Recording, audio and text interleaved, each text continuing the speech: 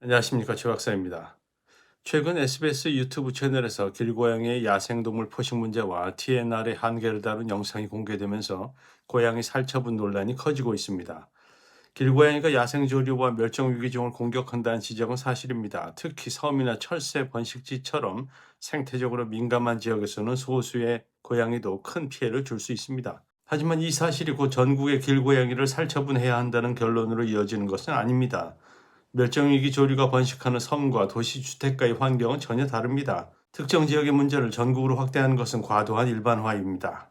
TNR에 대한 일방적인 비판도 옳지 않습니다. TNR은 몇 마리만 간헐적으로 중성화한다고 효과가 나타나는 사업이 아닙니다. 지역별 개체수를 파악하고 높은 비율로 집중 중성화한 뒤 외부 유입과 반려묘 유기까지 차단해야 개체수가 줄어듭니다. 하지만 우리나라에서는 충분한 조사도 예산도 인력도 투입되지 않았습니다. 일부 지역은 신청자가 몰려도 예산이 없어 사업이 중단되고 몇 마리를 수술한 뒤 실적만 채우는 수준에 머물기도 했습니다. 그런데도 길고양이 살처분을 주장하는 측에서는 정부와 지방자치단체가 사업을 제대로 시행하지 못한 책임을 외면한 채 TNR 자체가 효과 없는 정책인 것처럼 말합니다. 정책을 제대로 시행하지 않은 행정의 실패와 정책 자체의 한계를 구분하지 못한 것이죠. 일고양이 문제의 가장 큰 책임은 고양이나 현장의 시민에게 있지 않습니다. 오랫동안 책임을 민간에게 떠넘겨온 정부와 지방자치단체에 있습니다. 시민들은 사비로 사료를 사고 아픈 고양이를 치료하고 중성화와 입양까지 담당해왔습니다. 정작 정부의 치료비와 보호시설, 구조인력과 민간 지원은 극히 제한적이었습니다.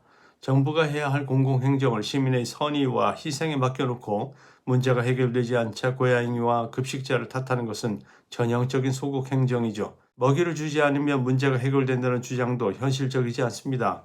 굶주린 고양이는 쓰레기를 뒤지고 활동 반경을 넓히며 오히려 야생동물 사냥이 늘어날 수 있습니다. 따라서 급식을 전면 금지할 것이 아니라 지정급식소를 두고 중성화와 건강관리, 잔반 회수와 청소를 함께 관리해야 합니다. 정부는 그 책임을 오랫동안 시민들에게 떠넘겨왔던 거죠. 이제 와서 가장 간단한 해법이 죽이는 것이라고 말하는 것은 그것은 생태보호가 아니라 행정 실패를 동물의 죽음으로 덮는 일입니다. 길고양이 문제는 얼마나 죽일 것인가의 문제가 아닙니다. 정부가 지금까지 미뤄온 책임을 얼마나 제대로 수행할 것인가의 문제입니다.